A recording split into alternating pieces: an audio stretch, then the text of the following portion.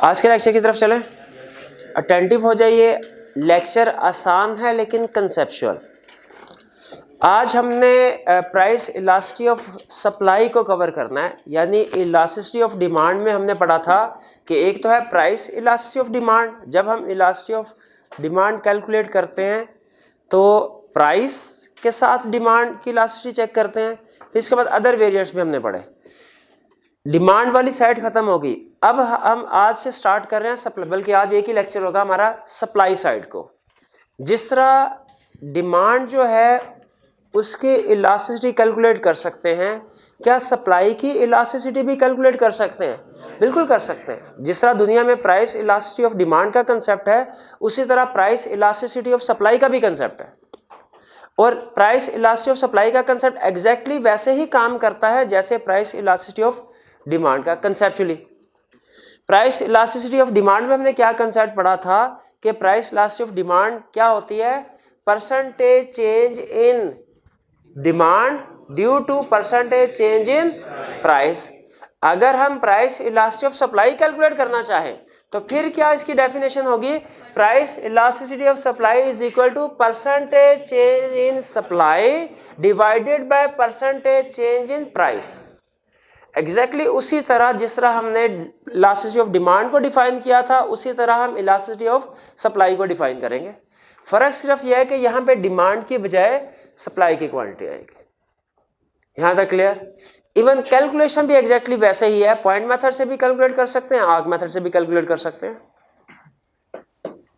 अब हमने, आपको याद होगा, प्राइस इलास्टिसिटी ऑफ डिमांड में कंसेप्ट पढ़ा था। जब हमने डेफिनेशन पढ़ ली उसके बाद types of elasticity of demand हमने पढ़ा था कि 5 टाइप्स होती हैं: perfectly inelastic, elastic, unit elastic, inelastic और perfectly elastic. Perfectly inelastic, inelastic, unit elastic, elastic और परफेक्टली इलास्टिक, ये 5 टाइप्स हैं। एग्जैक्टली उसी तरह इलास्टिसिटी ऑफ सप्लाई की भी 5 टाइप्स हैं। कौन कौन सी? Perfectly inelastic, inelastic, unit elastic, elastic और परफेक्टली इलास्टिक। अगर हमसे आई क्या पूछे, भाई डिफाइन करो परफेक्टली इनइलास्टिक सप्लाई को, तो हम कहेंगे अगर प्राइस चेंज होने से, if there is no change in quantity supplied, ठीक है, तो फिर वो कौन सी वाली इलास्टिसिटी ऑफ सप्लाई होगी? Perfectly inelastic. If percentage change in quantity supplied is more than percentage change in price, more than, तो सोचिए फिर कौन सी elastic? If percentage change in quantity supplied is equal to percentage change in price, if percentage change in quantity supplied is less than percentage change, ठीक है, if percentage change in quantity supplied is 0 due to change in price, बिल्कुल। और if small percentage change in price causes much greater change in supply, perfectly elastic होगी, ठीक है। अगर हम mathematically इसको शो करना चाहें तो हम कहेंगे परफेक्टली इनइलास्टिक कौन सी है? जिसमें price elasticity of supply 0। Inelastic supply कौन सी है? Price elasticity of supply is less than 1। Unit elastic supply कौन सी है? Price elasticity of supply is equal to 1। Elastic supply कौन सी है? Price elasticity of supply is greater than 1। और परफेक्टली इलास्टिक कौन सी है?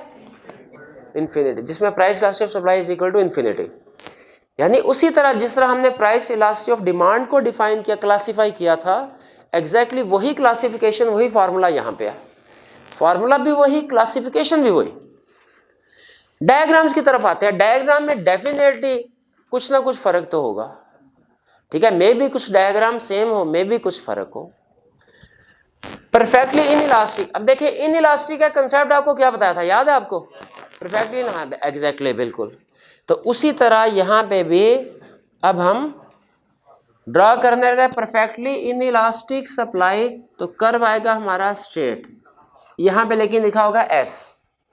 इसका मतलब यह परफेक्टली इनइलास्टिक डिमांड का कर्व और परफेक्टली इनइलास्टिक सप्लाई का कर्व एक जैसा है, एक जैसा, ठीक है। अच्छा, अगर परफेक्टली इनइलास्टिक का कर्व जो है ये वर्टिकल लाइन है, स्ट्रेट लाइन, तो तो जरा सोचिए परफेक्टली इलास्टिक सप्लाई का कर्व क्या होगा, horizontal line and base supply curve. यानी इसका मतलब ये हुआ परफेक्टली इलास्टिक सप्लाई का कर्व भी एग्जैक्टली वैसा ही है जैसा परफेक्टली इलास्टिक डिमांड का कर्व था। क्लियर हुआ? अच्छा, अब लेकिन जो in elastic curve, unit elastic curve और इलास्टिक कर्व है, इनमें डिफरेंस है, इनमें डिफरेंस है। क्योंकि अब देखिए जो हमारा डिमांड कर्व था वो तो डाउनवर्ड था, उसका स्लोप नेगेटिव था, सप्लाई कर्व का अपवर्ड होगा। ये डिफरेंट डायग्राम बनेगी डिमांड की निस्बत, और ये डायग्राम आसान है। In elastic supply curve, elastic supply curve और यूनिट इलास्टिक सप्लाई कर्व की डायग्राम बनाना आसान है, ठीक है। जैसे अगर यूनिट इलास्टिक डिमांड की डायग्राम बनानी हो, आपने ध्यान इस चीज का रखना है, अगर इन इलास्टिक डायग्राम बना रहे हैं, इन इलास्टिक, तो जो सप्लाई कर्व आएगा वो स्टार्ट होगा आपके एक्स एक्सिस से। इन इलास्टिक सप्लाई डायग्राम बना रहे हैं तो सप्लाई कर्व कहां से स्टार्ट करना है, यूनिट इलास्टिक बना रहे हैं तो स्टार्ट करना है ओरिजिन से। इलास्टिक सप्लाई कर्व बना रहे हैं तो स्टार्ट करना है, सिर्फ इस चीज का ध्यान रखना। बाकी वही, अब देखें यूनिट इलास्टिक कर्व बना रहा हूं मैं, ये देखिए सप्लाई कर्व, अब देखिए तकरीबन ये ओरिजिन से स्टार्ट किया मैंने और तकरीबन 45 का है। ये कौन सा सप्लाई कर्व हुआ, यूनिट। अब एज यूजुअल आपको पता है हम 2 पॉइंट्स लेके उसे शो करवा देते हैं कि डिस्टेंस इक्वल है, याद है आपको? डिमांड कर्व में भी ऐसे किया था, ये ले, ये इधर इधर। अब देखे चेंज इन प्राइस और चेंज इन क्वांटिटी तकरीबन इक्वल है कि नहीं,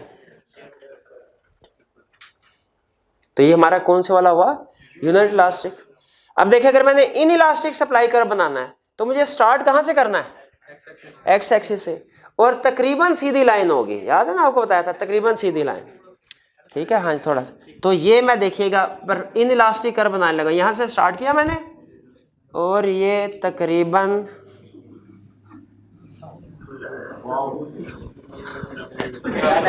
नहीं, ठीक नहीं सही नहीं है क्या, 45 का तो नहीं बनाएगा, 45 से ऊपर ही है, 45 नहीं है। हाँ ये सप्लाई, ये इन इलास्टिक सप्लाई कर्व है। नहीं अगर आप कहते हैं तो मैं दोबारा कुछ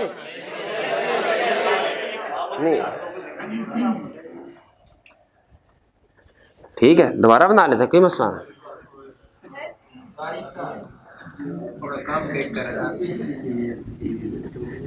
ये मैं गिरने लगा हूं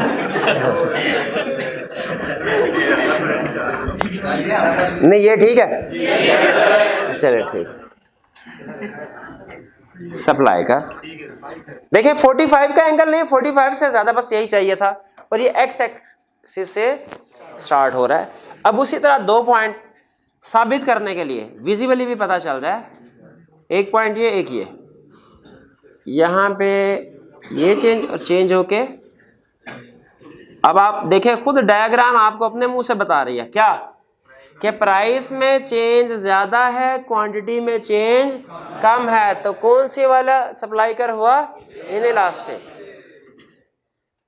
अब कौन सा बनाना है हमने, इलास्टिक का असूल क्या है, वाई एक्सिस से और तकरीबन हॉरिजॉन्टल, ये तकरीबन वर्टिकल। इन इलास्टिक कर्व जब बनाना है आपने तकरीबन वर्टिकल, और इलास्टिक कर्व जब बनाना है तकरीबन हॉरिजॉन्टल। डिमांड में सप्लाई में दोनों में यही रूल है, इन इलास्टिक कर्व जब बनाना है तकरीबन वर्टिकल, और इलास्टिक कर्व जब बनाना है तकरीबन हॉरिजॉन्टल। अब ये इलास्टिक कर्व बनाने जा रहे हैं हम, ठीक है।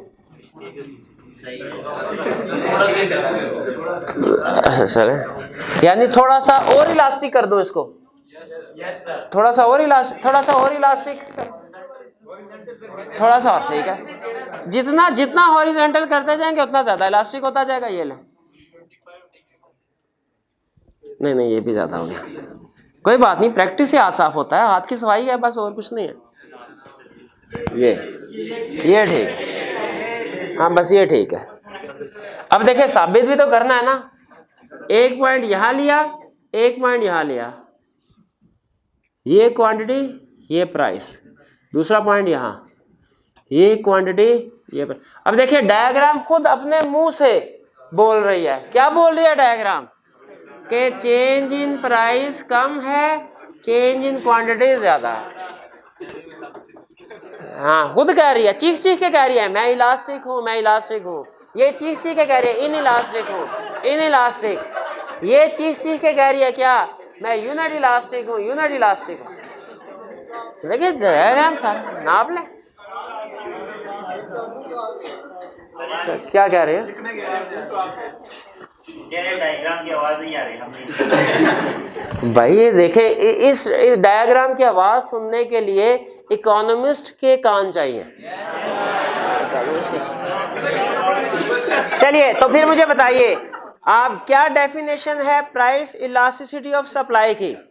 Price elasticity of supply is percentage change in supply due to percentage change in price. बताइए इलास्टिसिटी ऑफ सप्लाई की कितने टाइप्स हैं, कौन कौन सी टाइप्स हैं, inelastic, inelastic, unit elastic, elastic, perfectly elastic.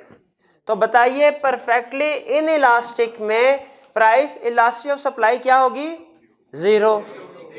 Inelastic में, यूनिट इलास्टिक में, इलास्टिक में, परफेक्टली इलास्टिक में। अब अब आप अभी बनाइए डायग्राम, एक बनाइए इनइलास्टिक सप्लाई कर्व की और एक बनाइए इलास्टिक सप्लाई कर्व की। अभी फौरन बनाइए, मैं चेक करता हूं। आपके पास खुला टाइम है 3 मिनट, तसल्ली से बनाएं। और कितने चाहिए आपको, और जिस तरह आपने मेरे से करेक्शन करवाई है ना उसी तरह आपने भी करेक्ट डायग्राम बनाने हैं। मैंने आपको पहले बताया जितना परफेक्शन लेवल मेरे से एक्सपेक्ट करेंगे उतना ही परफेक्शन लेवल मैं आपसे एक्सपेक्ट करूंगा। इनइलास्टिक और इलास्टिक,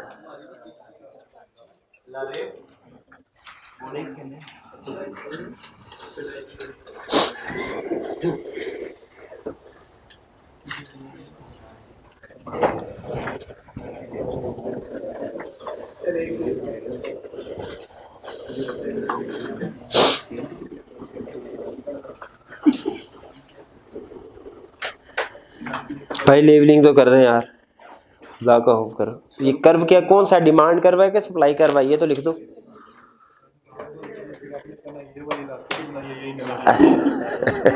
वो तो मैंने कहना था।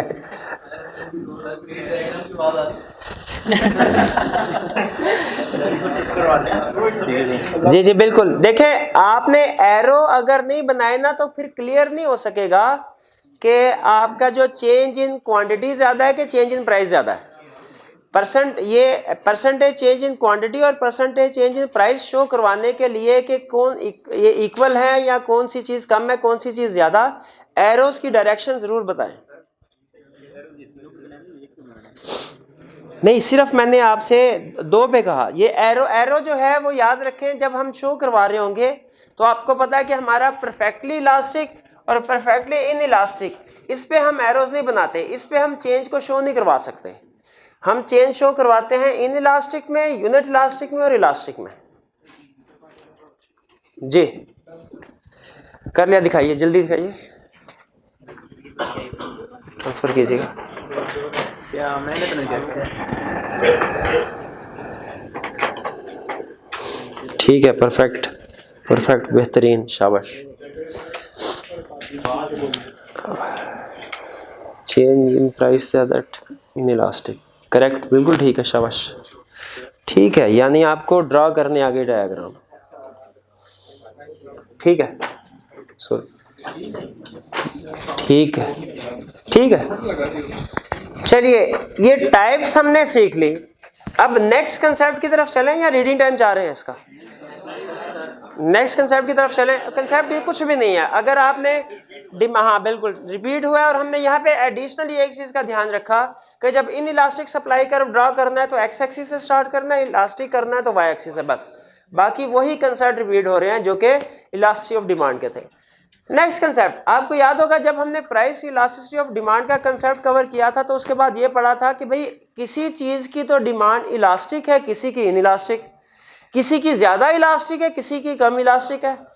तो ये कैसे मुमकिन होता है? तो इसका आंसर हमें ये मिला कि कुछ चीज़ों की करेक्टरिस्टिक्स होती हैं, फीचर्स होती हैं, जिन चीज़ों में वो करेक्टरिस्टिक्स फीचर्स ज़्यादा मौजूद हों वो इलास्टिक होती हैं, जिनमें कम मौजूद हो वो इनइलास्टिक होती है। तो जिस तरह हमने कंसेप्ट पढ़ा determinants of elasticity of demand, कि वो कौन से फैक्टर्स हैं जो कि डिमांड की इलास्टिसिटी को इफेक्ट करते हैं, एग्जैक्टली उसी तरह आज हम पढ़ने जा रहे हैं डिटर्मिनेंट्स या factors affecting elasticity of supply, यानी वो कौन से फैक्टर्स हैं जो कि इलास्टिसिटी ऑफ सप्लाई को इफेक्ट करते हैं। और फिर जिस तरह मैंने इलास्टिसिटी ऑफ डिमांड में बताया था, फिर यहाँ पे दोबारा बता रहा हूँ आपको ताकि आप मिक्स ना करें कंसेप्ट। हमारे एक डिटर्मिनेंट्स है डिमांड के, एक है सप्लाई के, एक है डिटर्मिनेंट्स इलास्टिसिटी ऑफ डिमांड के, एक है डिटर्मिनेंट इलास्टिसिटी ऑफ सप्लाई के। आपने इनको मिक्स नहीं करना। ये ना डिटर्मिनेंट पूछे वो इलास्टिसिटी ऑफ डिमांड के, हम डिमांड के डिटर्मिनेंट्स बताएं उसको, ऐसे हमने नहीं करना। ध्यान से पहले क्वेश्चन की रिक्वायरमेंट को देख लेना है कि डिटर्मिनेंट्स किस चीज़ के पूछ रहा है, डिमांड के या सप्लाई के, इलास्टिसिटी ऑफ डिमांड के या इलास्टिसिटी ऑफ सप्लाई के। उसके बाद क्वेश्चन सॉल्व करना शुरू करना, वरना जल्दी जल्दी में अगर आपने कोई एक आधा लफ्ज़ जो है वो गलत इंटरप्रेट कर लिया, पूरा क्वेश्चन गलत हो जाएगा जी। तो वो कह रहा है कि जी क्या डिटर्मिनेंट्स है इलास्टिसिटी ऑफ सप्लाई के। ये डिटर्मिनेंट्स आपके सामने है, कुछ मुश्किल नहीं है, सिर्फ हमने हेडिंग्स याद करनी होंगी और कंसेप्ट समझना है बस। अब मेरा काम कंसेप्ट समझाना है आपको, हेडिंग्स आपने खुद याद करनी है। लेकिन यहाँ पे जहन में रखिएगा, अब हम जितनी भी एक्सप्लेनेशन करेंगे वो सप्लाई के पॉइंट ऑफ व्यू से करेंगे, डिमांड के पॉइंट ऑफ व्यू से नहीं करेंगे, क्योंकि हम स्टडी कर रहे हैं factors affecting elasticity of supply, elasticity of demand नहीं पढ़ा है। तो हमने कहा बताओ क्यों ऐसे होता है कि कुछ गुड्स कुछ ऐसी होती है जिनकी सप्लाई इलास्टिक है, कुछ ऐसी होती है जिनकी सप्लाई इनइलास्टिक है। मतलब प्राइस बढ़ने से कुछ चीज़ों की सप्लाई तो बहुत ज़्यादा बढ़ जाती है, लेकिन कुछ चीज़ों की सप्लाई पे फर्क नहीं पड़ता। तो उसने कहा अच्छा सुन लो, सबसे पहला determinant time period to respond. उसने कहा अगर किसी भी चीज़ की प्राइस बढ़ती है तो उसकी सप्लाई बढ़ाने के लिए कुछ टाइम चाहिए होता है। अगर तो आप इमीडिएटली देखेंगे तो मार्केट में इमीडिएटली सप्लाई नहीं बढ़ती, जबकि अगर प्राइस बढ़े तो कुछ सप्लाई बढ़ाने में थोड़ा टाइम लगता है। इसीलिए शॉर्ट रन में याद रखिएगा, शॉर्ट रन में हमेशा चीज़ों की सप्लाई क्या होगी, इनइलास्टिक, और लॉन्ग रन में चीज़ों की सप्लाई क्या होगी, इलास्टिक। ये कंसेप्ट एग्जैक्टली वैसा ही है जैसा हमने डिमांड में पढ़ा था। डिमांड में भी यही पढ़ा था, शॉर्ट रन में डिमांड क्या है, इनइलास्टिक, और लॉन्ग रन में इलास्टिक।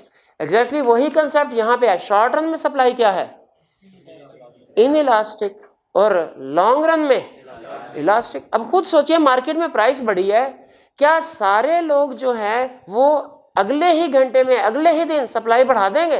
भाई चीज़ को मैन्युफैक्चर करने में मार्केट में लाने में टाइम तो लगेगा ना। ठीक है, अगर आज ही किसी चीज़ की प्राइस बढ़ जाती है तो क्या उसकी आज ही सप्लाई बढ़ जाएगी?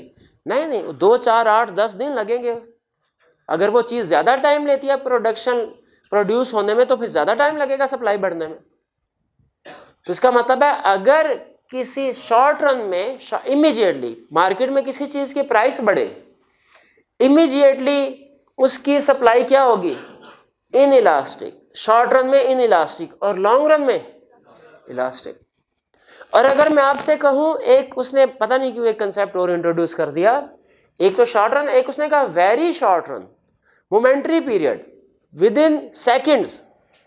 अगर एक चीज़ की प्राइस बढ़े तो हम अगर with in second, with in minutes analysis कर रहे हो तो क्या विद इन मिनट्स उसकी सप्लाई बढ़ जाएगी? वो तो हमने कहा बहुत ही ज्यादा, वो तो परफेक्टली इनइलास्टिक होगी, वो तो परफेक्टली इनइलास्टिक होगी। तो अगर लॉन्ग रन हो, किसी चीज की प्राइस बढ़े, लॉन्ग रन में उसकी सप्लाई क्या है, लॉन्ग रन में तो बढ़ेगी, शॉर्ट रन में नहीं इंक्रीज हो सकेगी सप्लाई, इनइलास्टिक होगी। और मोमेंट्री पीरियड में परफेक्टली इनइलास्टिक। मोमेंटरी पीरियड को थोड़ी देर के लिए साइड पे रख देते हैं, कंसेप्ट के ऊपर फोकस कीजिए। अगर शॉर्ट रन एनालिसिस करें, क्या शॉर्ट रन में चीजों की सप्लाई क्या होगी और लॉन्ग रन में, क्योंकि इमीडिएटली मार्केट में सप्लाई बढ़ाना मुश्किल होता है। फिर इसके बाद नेचर ऑफ प्रोडक्ट। कुछ प्रोडक्ट्स होती हैं पेरिशेबल, कुछ प्रोडक्ट्स होती हैं पेरिशेबल और कुछ होती हैं ड्यूरेबल। ये पेरिशेबल गुड्स कौन सी होती हैं? जो जल्दी खराब हो जाती हैं। ड्यूरेबल कौन सी होती है? जो देर से खराब होती हैं। पेरिशेबल गुड्स की एग्जांपल क्या है? हमारी एग्रीकल्चरल प्रोडक्ट्स जितनी भी है पेरिशेबल है, फ्रूट्स हैं, वेजिटेबल्स हैं। ड्यूरेबल गुड्स की क्या एग्जांपल है? हमारी इलेक्ट्रॉनिक्स की जितनी भी प्रोडक्ट्स हैं वो ड्यूरेबल है। अब मुझे ये बताइए कि पेरिशेबल गुड्स की अगर प्राइस बढ़ जाए, क्या मार्केट में इसकी सप्लाई को कंट्रोल किया जा सकता है इसकी प्राइस बढ़ने या कम होने की वजह से? नहीं किया जा सकता। ड्यूरेबल गुड्स की सप्लाई को कंट्रोल किया जा सकता है। एग्जांपल से समझते हैं। फर्स्ट कीजिए, अगर हम एसी मैन्युफैक्चर कर रहे हैं, एयर कंडीशन, और मार्केट में एसी की प्राइस कम हो गई, तो हम मैन्युफैक्चरर हम क्या करेंगे? हम कहेंगे यार ऐसा करते हैं, इसको स्टोर कर लेते हैं, इस सीजन में प्राइस कम है, अगले सीजन में प्राइस बढ़ेगी तब बेच देंगे। क्या हम एसी को स्टोर कर सकते हैं? तो बिल्कुल कर सकते हैं। इसका मतलब है हमने सप्लाई को कंट्रोल कर लिया। इसकी सप्लाई क्या हो गई? ड्यूरेबल गुड्स की इलास्टिक। यानी अगर प्राइस कम हुई, हमने सप्लाई कम कर दी, जब प्राइस बढ़ेगी हम सप्लाई बढ़ा देंगे। तो अगर प्राइस कम होने से सप्लाई कम की जा सके, प्राइस बढ़ाने से प्राइस बढ़े तो सप्लाई ज्यादा की जा सके, इसे क्या कहते हैं? इलास्टिक या इनइलास्टिक? इलास्टिक। लेकिन मुझे बताइए, अगर पेरिशेबल गुड्स हो, उनकी मार्केट में प्राइस कम है, क्या उनकी सप्लाई कम की जा सकती है? नहीं की जा सकती। आप देखते होंगे रेडी वाले जो होते हैं वो सारा दिन बेचते रहते हैं, शाम को उनकी कोशिश होती है चाहे प्राइस कम करके, जो भी उनके टमाटर वगैरह जो दूसरे सब्जी है, प्राइस कम करके भी बेच के जाना पड़े, वो बेच के चले जाते हैं। क्यों? क्योंकि उन्हें पता होता है कि ये अब चीज 1-2 दिन के बाद खराब हो जाएगी। इसीलिए पेरिशेबल गुड्स जो हैं, इनकी सप्लाई को कंट्रोल नहीं किया जा सकता, प्लास्टिक होती है। इसी तरह फर्ज कीजिए पेरिशेबल गुड्स में, अगर पेरिशेबल गुड्स जो हैं, अब जो एग्रीकल्चर प्रोडक्ट्स होती है, आपको पता है इनको प्रोड्यूस होने में टाइम लगता है। वो फसल जो तैयार होती है वो बाजू का 3 महीने, 4 महीने, 5-6 महीने भी लगते हैं उस पर। अगर मार्केट में फर्ज कीजिए आज टमाटर की प्राइस डबल हो गई है, तो बताइए क्या इमीडिएटली उसकी सप्लाई को बढ़ाया जा सकता है? बिल्कुल नहीं, उसको तो टाइम लगेगा, 2, 3, 4, 5 जितने भी वो टाइम लेती है उसकी प्रोडक्शन। तो इसका मतलब यह हुआ कि पेरिशेबल गुड्स की सप्लाई को हम अपनी मर्जी से कंट्रोल नहीं कर सकते। सप्लाई उतनी ही रहेगी, चाहे प्राइस कम हो चाहे ज्यादा हो। लेकिन ड्यूरेबल गुड्स के केस में हम सप्लाई को कंट्रोल कर सकते हैं। अगर प्राइस कम है, मार्केट में सप्लाई कम करेंगे। अगर प्राइस ज्यादा है तो हम मार्केट में सप्लाई ज्यादा करेंगे। तो फिर इसका मतलब क्या हुआ? ड्यूरेबल गुड्स की सप्लाई क्या हुई? इलास्टिक, और पेरिशेबल गुड्स की इनइलास्टिक। ये कंसेप्ट खास तौर पे ध्यान में रखिएगा।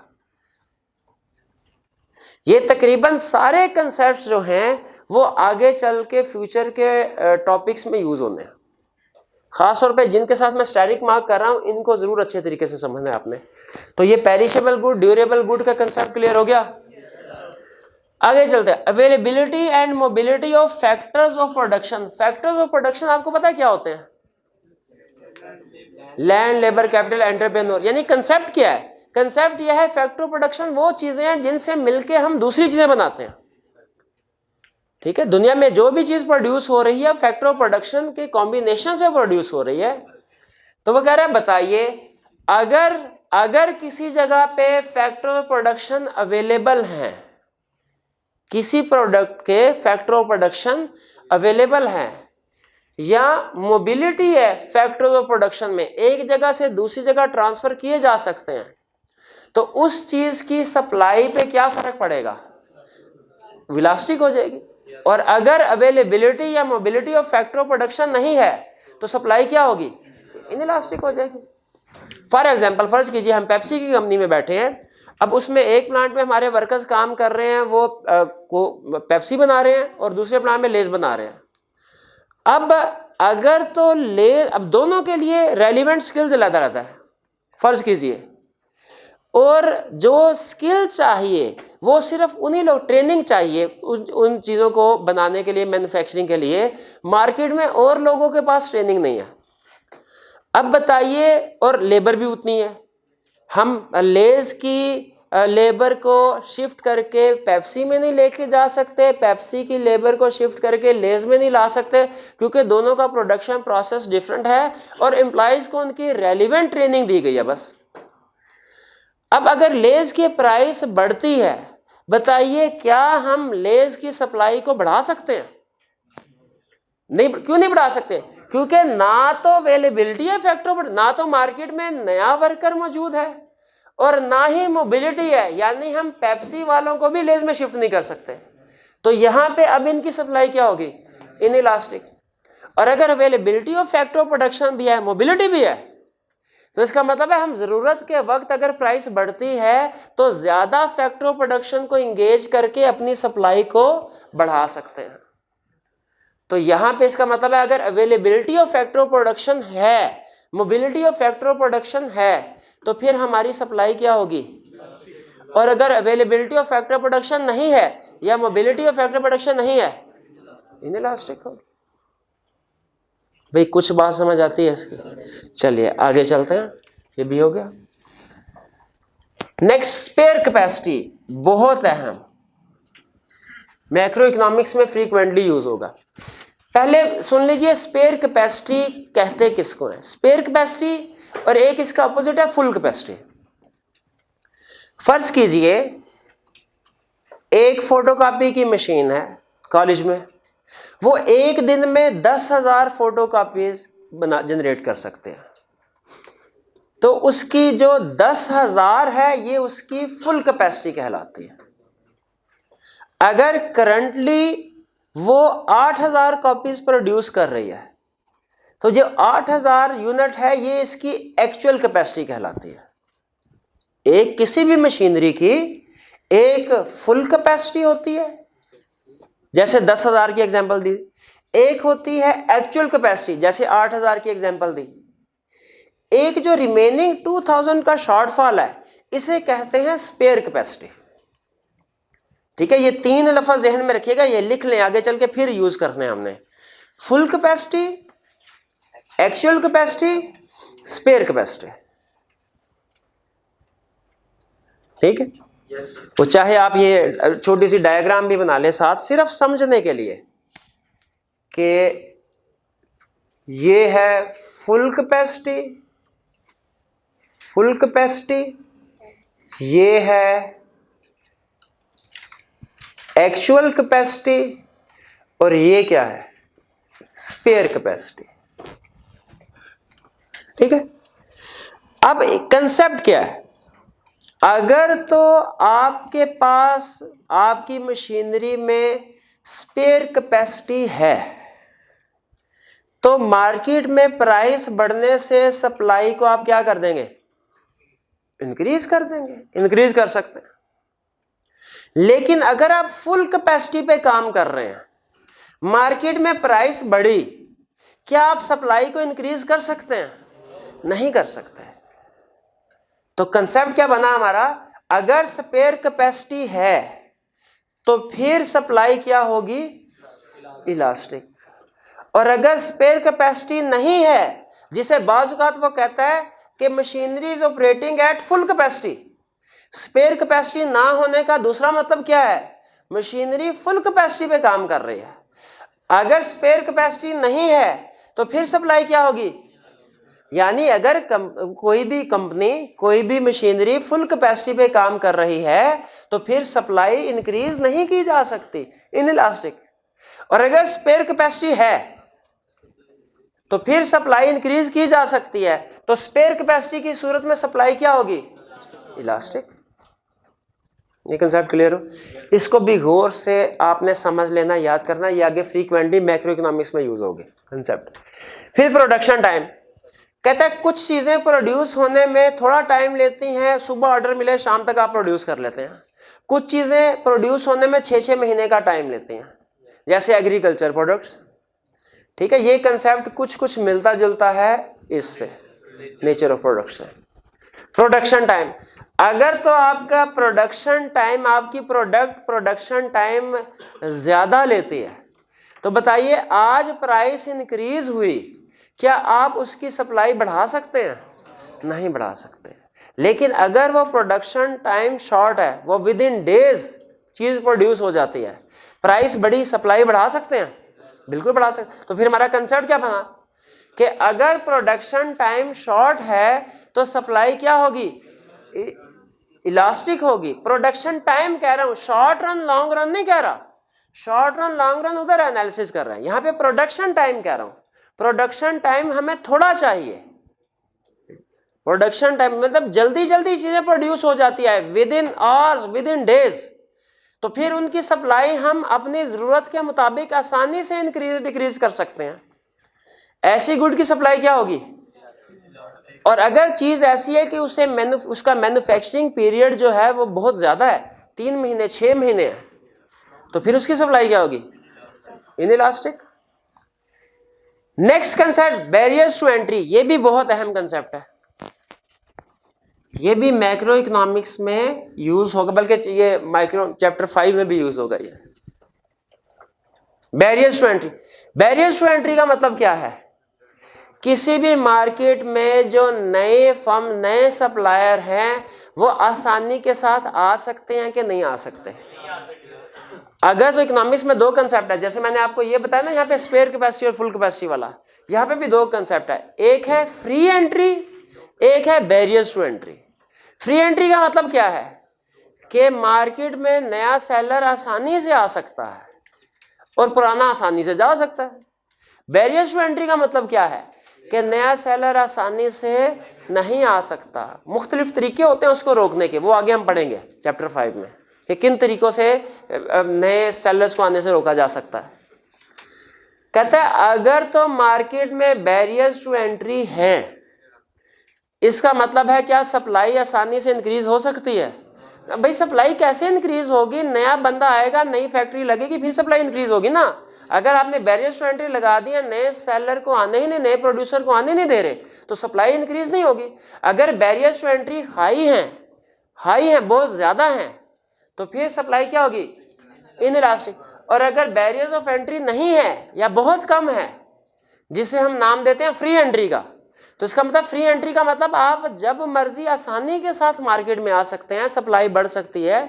तो अगर बैरियर्स टू एंट्री नहीं है, सप्लाई क्या होगी? इलास्टिक। भाई कुछ समझ आया आपको? इलास्टिक और इनइलास्टिक। चलिए क्विक सी रिवीजन करते हैं। हमने कंसेप्ट क्या भी सीखा कि वो कौन से फैक्टर्स हैं, डिटर्मिनेंट्स हैं, रीजंस हैं, जिन पे बेस करती है किसी भी प्रोडक्ट की इलास्टिसिटी ऑफ सप्लाई। अब हम प्रैक्टिकली क्या करते हैं, किसी भी प्रोडक्ट को डिसाइड करना हो इसकी सप्लाई क्या होगी, तो देखते हैं इस प्रोडक्ट के ऊपर इनमें से कौन कौन से फैक्टर्स लगते हैं। ठीक है, अगर ज्यादा फैक्टर इलास्टिसिटी वाले लगे, हम कहेंगे इसकी सप्लाई इलास्टिक है। अगर ज्यादा फैक्टर इन इलास्टिसिटी वाले, हम कहेंगे इसकी सप्लाई इनइलास्टिक है। तो फिर बताइए टाइम पीरियड टू रिस्पॉन्ड ये कैसे इफेक्ट करता है? शॉर्ट रन है तो सप्लाई, लॉन्ग रन है तो elastic. Nature of product, perishable goods है तो, ड्यूरेबल गुड्स है तो सप्लाई इलास्टिक होगी।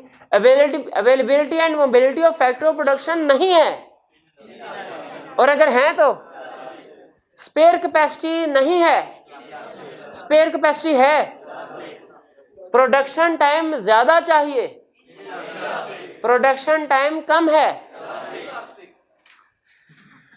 प्रोडक्शन नहीं भैया ये दोबारा होगा, सारा दोबारा करें, दोबारा करें, नहीं शॉर्ट रन है तो सप्लाई क्या होगी?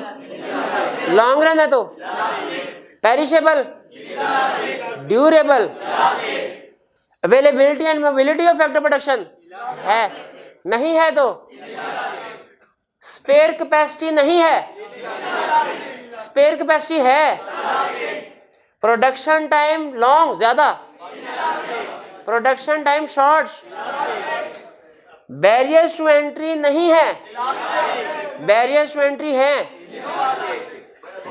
फिर से दोबारा होगा, हेडिंग याद करनी है, इसके आगे आप अपने अल्फाज में इजी इंग्लिश में लिखें, कोई प्रॉब्लम नहीं होगी, कोई प्रॉब्लम नहीं होगी।